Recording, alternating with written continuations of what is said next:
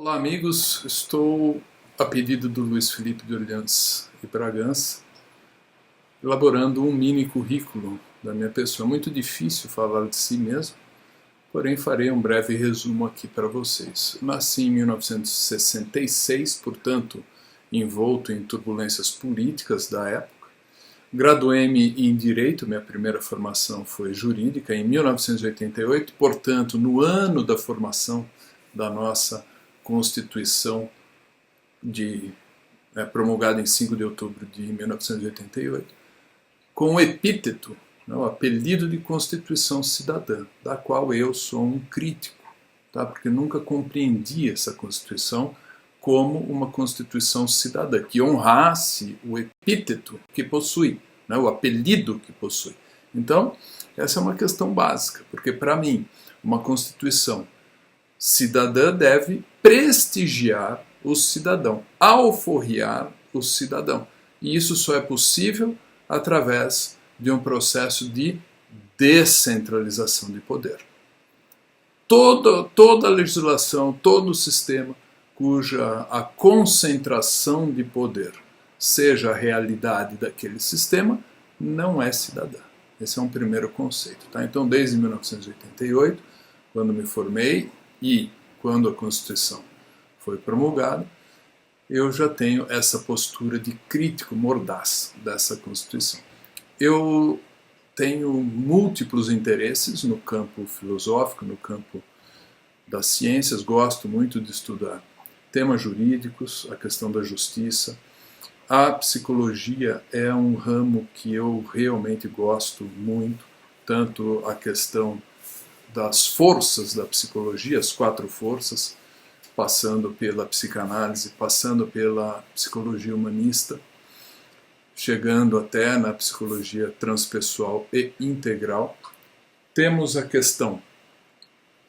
aí a questão dos estudos ligados à transcendência, que é outro tema que eu gosto muito, dentro das diversas perspectivas da transcendência humana, seja no campo da filosofia integral, propriamente dita, do racionalismo cristão, temas que envolvam outros ramos da transcendência, a questão do estudo da consciência, a questão, dentro da própria psicologia se tem esse estudo, a parapsicologia, todos os fenômenos transcendentes ao materialismo, pelas perspectivas mais amplas possíveis. Como ativista, acentuadamente nos anos de 2015 e 2016, apadrinhamos, eu e outros brasileiros, apadrinhamos alguns movimentos políticos contra a tirania sistêmica instalada nas nossas instituições e que nos preocupavam à época acentuadamente.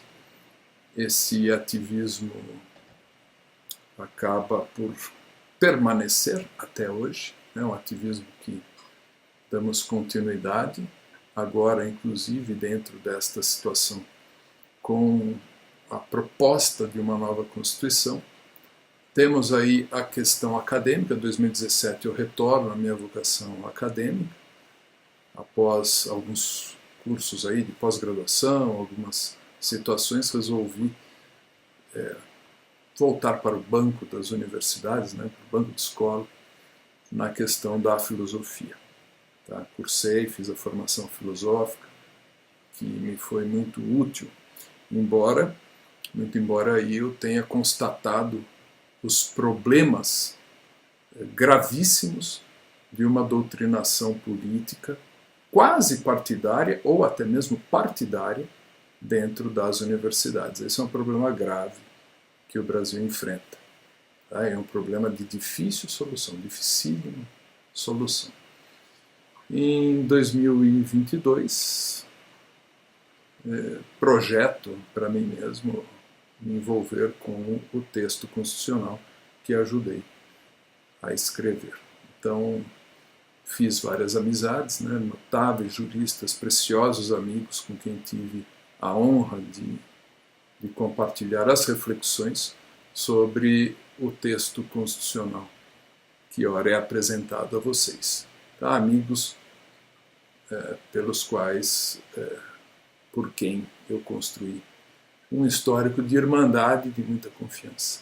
Tá? Tínhamos opiniões muitas vezes diferentes, eu um pouco mais com a visão libertária, alguns um pouco mais com a visão conservadora, uns dando mais valor aos princípios morais que norteiam, devem nortear uma sociedade. Eu um pouco mais preocupado com a liberdade das pessoas, mas esse conjunto sempre dentro de um aspecto saudável, de uma fraternidade, de uma irmandade e de um respeito muito interessante.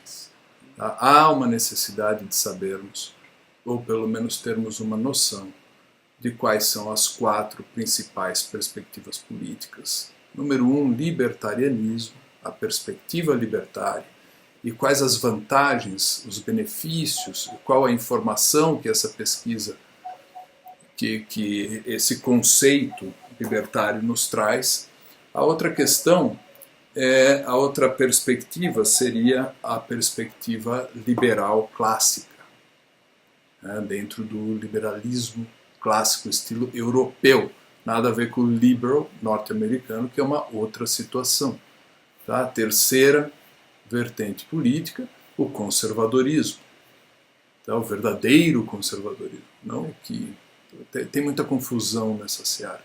E a quarta pesquisa, né, entendendo-se as 2 primeiras como o eixo principal, o valor principal sendo a liberdade.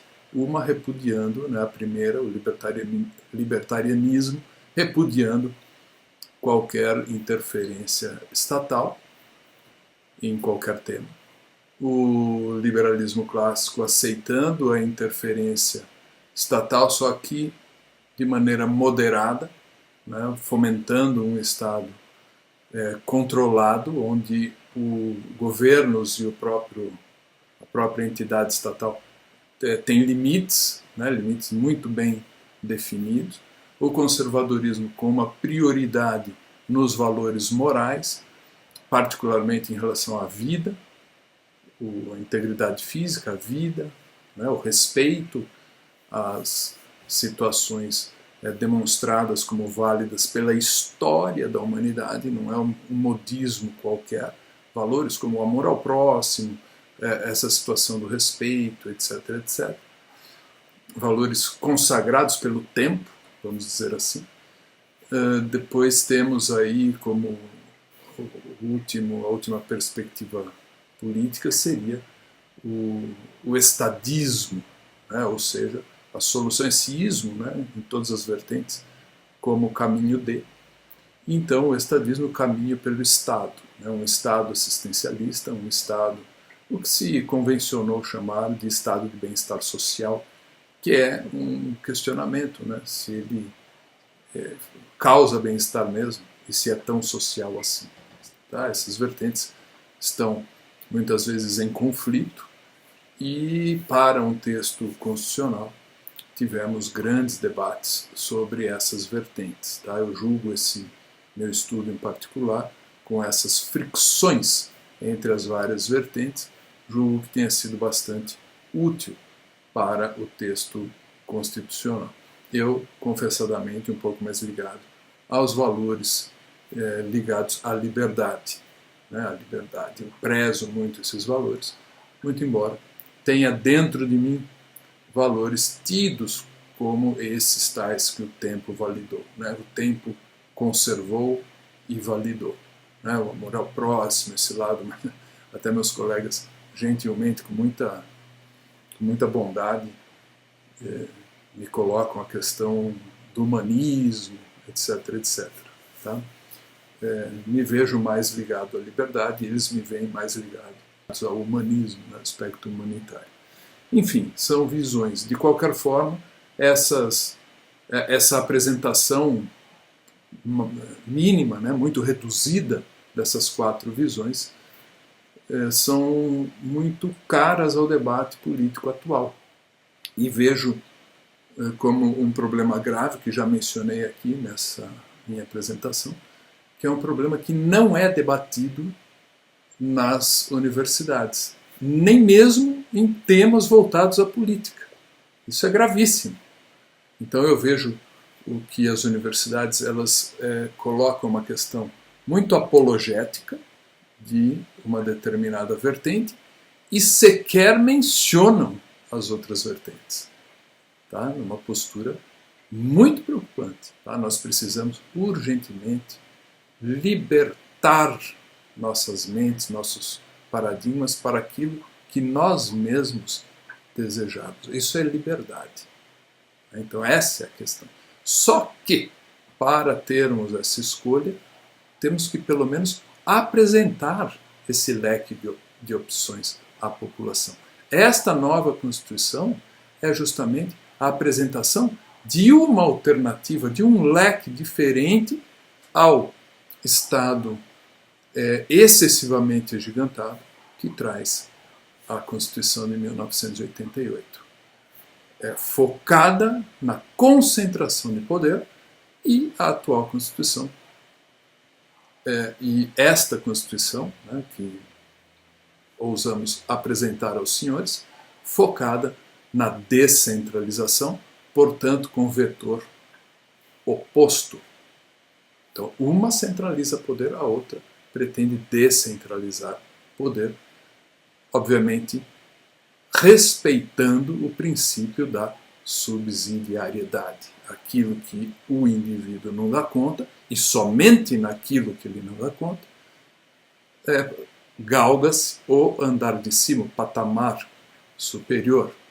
Então, aí a responsabilidade de um condomínio, de uma associação, de uma cidade, de um Estado-membro, ou até, quando nada disso der conta, da União.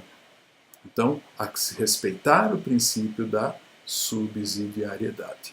Isso é muito importante, é vital. E, por fim, eu ressaltaria aqui, para terminar, os meus interesses em economia. Gosto também das situações econômicas e tenho muito interesse, principalmente nas tecnologias disruptivas que proporcionam, nesse ambiente da economia, uma esfera vamos dizer, um pouco mais destacada dessa situação entre governos, bancos, essa ligação que eu não gosto, um tanto sombria, entre governantes, governos, entidades bancárias.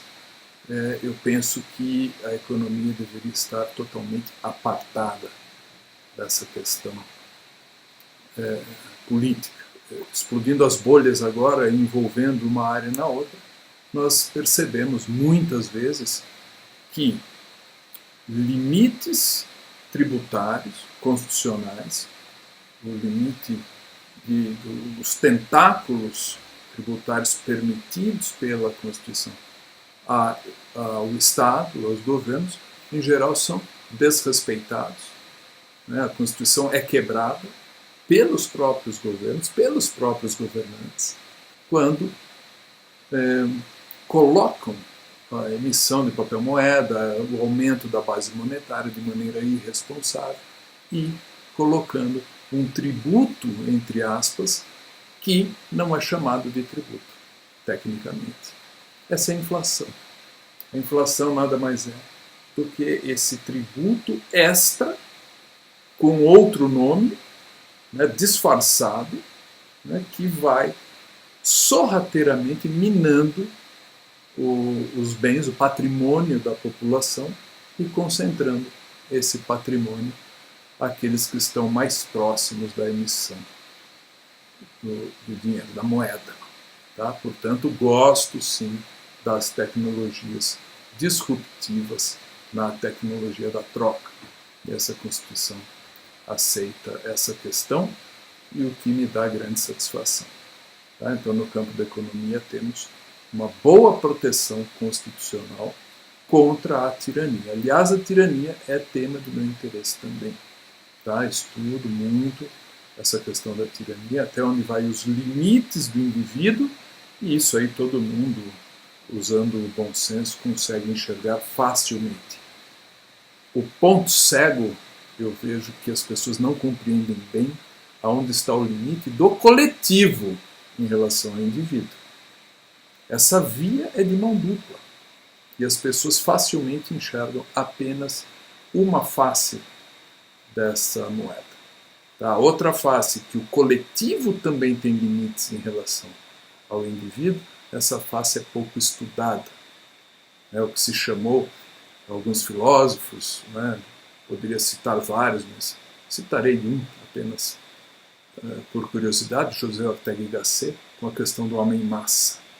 O homem-massa, né, o perigo desse coletivo, desses núcleos, né, pequenos núcleos, grupos, né, numa mentalidade tribal, a mentalidade do clã, e aí cada um puxando, lutando por direitos coletivos, mas para um determinado coletivo, em detrimento da universalidade do tratamento legislativo. Tá? Isso é muito comum, isso está acontecendo hoje na atualidade, é uma realidade. E temos jurisdições, temos competências específicas, aquilo que só cabe ao indivíduo, não cabe ao coletivo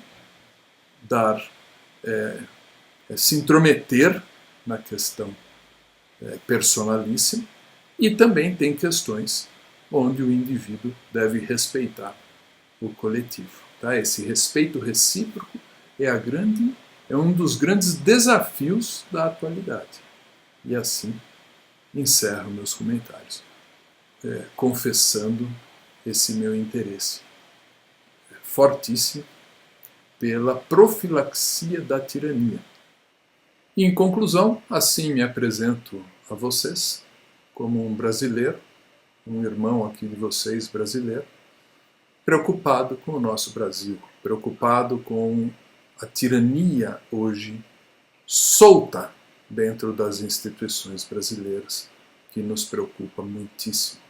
Um brasileiro preocupado com esse nível de animosidade entre brasileiros, onde pessoas terceirizam as responsabilidades para alguém para fora de si, para algo exterior, e há que assumirmos, todos nós, o protagonismo de nossas respectivas existências. Vestirmos as calças de gente grande, assumirmos a nossa adultidade e seguirmos em frente, colocando ônus e bônus das nossas próprias escolhas para dentro de nós mesmos e não para algum agente externo. E essa Constituição entrega esta possibilidade, porque com o que temos hoje, temos uma questão muito difícil, tá? Para assumirmos esse protagonismo, porque há uma concentração de poder para tudo. Então, esse protagonismo virá com a descentralização de poder iniciada por esse texto constitucional. Essa é a minha perspectiva e desejo a todos nós brasileiros que possamos desfrutar ao menos dessa possibilidade. E com isso encerro aqui a minha fala. Obrigado.